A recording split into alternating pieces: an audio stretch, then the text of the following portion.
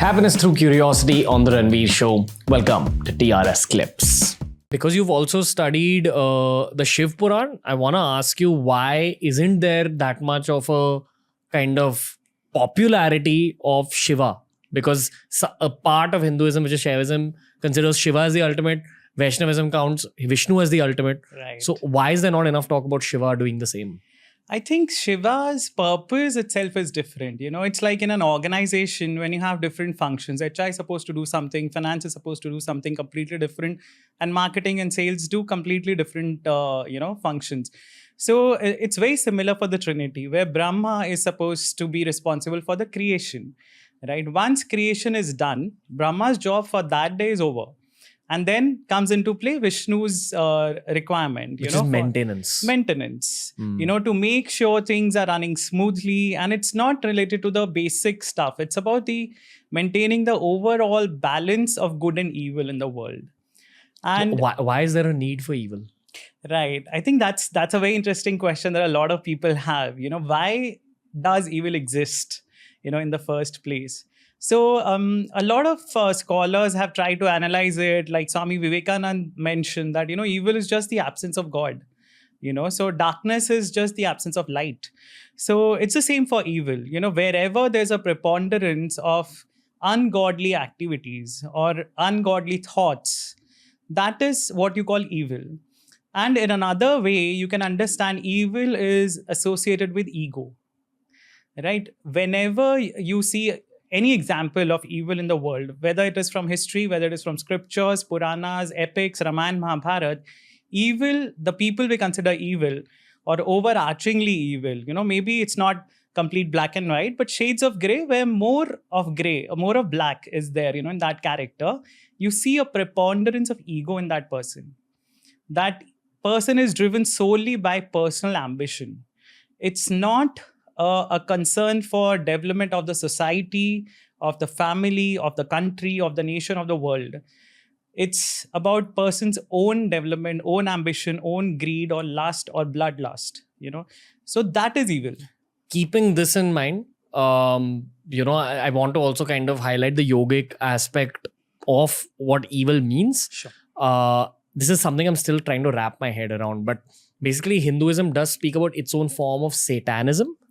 Like when we say Satan or the devil, it's often a commentary about the evil that's present within everyone's minds. Right. And how your mind is a combination of God and the devil. Right. God, all the good traits, and the devil, which are all the bad traits, and they're constantly at war. Yes. Depending on your habits, your friends, your choices in life, yes, you kind of make one of the two more dominant over the other one. Also, keeping this in mind, I remember there used to be this show, B.R. Chopra's Mahabharata, where the start of the show, the theme song was Yada Yada Nidharmasya. Who can forget that? Yeah. So that entire shloka talks about the fact that when the evil within the average human's mind becomes more dominant over the God factor, Yes. that's when God has to take birth in the form of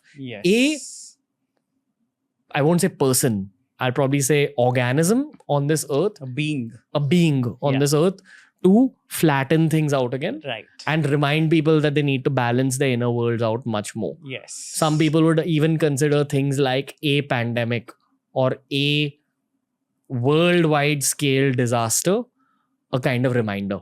So now, would you say that avatars actually exist as beings, or would you say that even when nature lashes out at us and says that, no, you'll have polluted this planet too much, you'll have killed too many of the other organisms on this planet, here's your whatever resultant outcome? Yes. Is that also an element of an avatar, according to you? I feel, our understanding of the avatar is very limited to, we generally consider avatar as a entity or a being, where God's personality is visible. The avatar is doing certain things that are out of this world.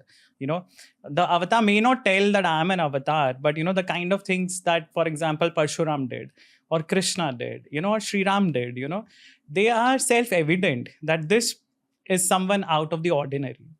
When we talk about natural calamities, I feel it's more of a sign of Prakriti or Devi or Shakti, who's the destructive force, which is a form of the female aspect of God female in aspect Hinduism. of God. Yes, Prakriti or nature or Maya, or so various philosophies in Hinduism, they talk about Purush and Prakriti. So it's God and the energy. And God may be considered, whether you consider him as Vishnu or as Shiva, Shakti is common, right? Shakti is the female personification of energy. And these natural calamities, I feel, are more of a pushback from nature that we have been overexploiting. From Mother Nature. Mother Nature. So she's Mother Nature, she's Shakti, she's Prakriti. She's the one who's responsible. Even in the Vishnupuranas Purans, Shakti is responsible for maintenance of this entire the protection of this entire universe. So maintenance, even though it is Lord Vishnu's forte, Shakti is the reason everything is moving. She is the energy behind every single thing that happens in this world.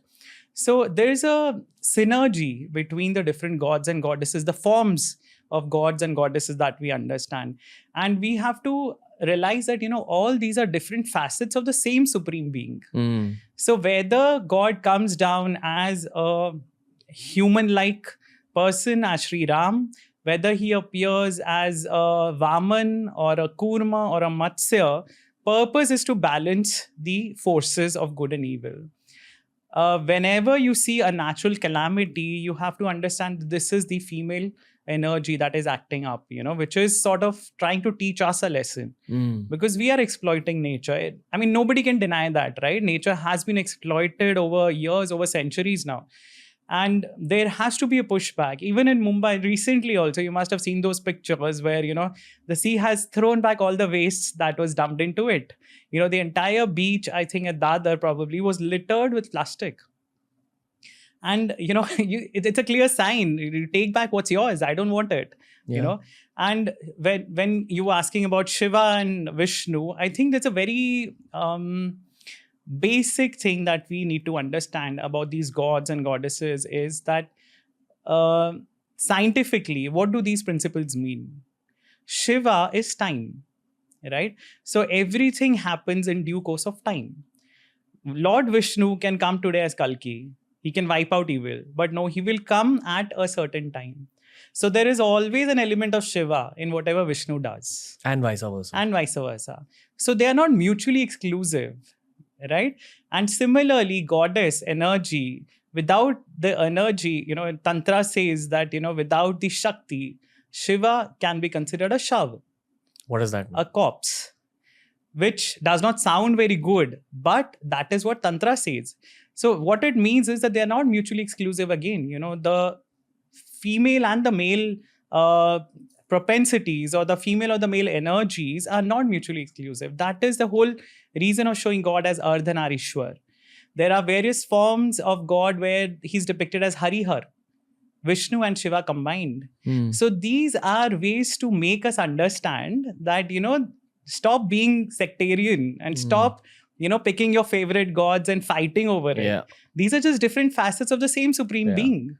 100%. That's one hack we actually use to get more clicks on our videos, because people, for some reason, all over India are very concerned when there are fights happening. It's why we see so many of these rappers, dissing each other and all that, and it just gets views. Like, people want to bring that diss culture even to talk about ancient culture. Right. Even to talk about God. Yes. Thank you for watching this clip. If you want to learn more about this topic, we've curated a playlist just for you, and here's a link to the whole episode.